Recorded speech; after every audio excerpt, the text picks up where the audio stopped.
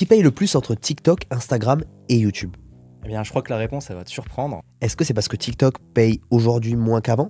Oui, alors tu l'as peut-être entendu, mais attention, ça vaut seulement pour le contenu de basse qualité. Pourquoi? Car TikTok a lancé les récompenses supplémentaires en début d'année. Le principe, il est simple. Si tu fais du contenu éducatif de qualité, tu peux toucher plus de 50 centimes de récompenses supplémentaires par tranche de 1000 vues. Je vais te donner un exemple. Si tu fais 4 millions de vues éligibles par mois sur TikTok, ça représente plus de 2000 € mensuels de TikTok Money.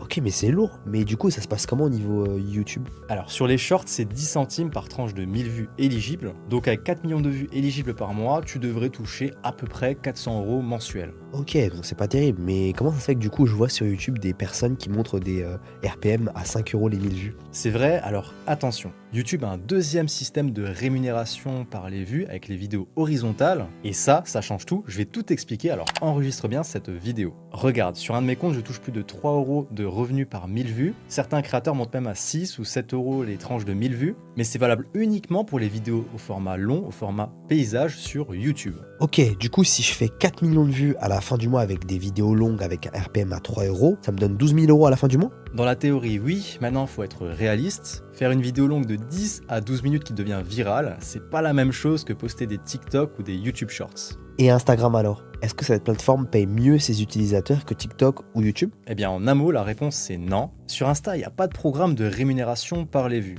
Ils te payent donc 0 €. Mais du coup, ça sert à rien de poster sur Insta alors? Justement, attention, là je vais te dire que si tu postes sur YouTube Shorts et TikTok, mais pas sur Insta, tu fais une grosse erreur. Pourquoi? Car les sponsors, eux, ils payent, ils peuvent même te payer très bien si tu as une page assez visible. D'ailleurs, Instagram, c'est la plateforme qui a l'audience avec le pouvoir d'achat le plus élevé. Donc si tu es coach ou que tu vends des produits, des infoproduits, c'est le meilleur réseau social pour vendre. Et c'est exactement pour toutes ces raisons que je place Instagram dans mon top 2 de ce classement. Et en première position, on va retrouver la plateforme rouge, YouTube. Ce que j'aime sur YouTube, c'est son algorithme long terme. Tes vidéos vont continuer de faire des vues et de rapporter de l'argent même plusieurs années après que tu les as postées.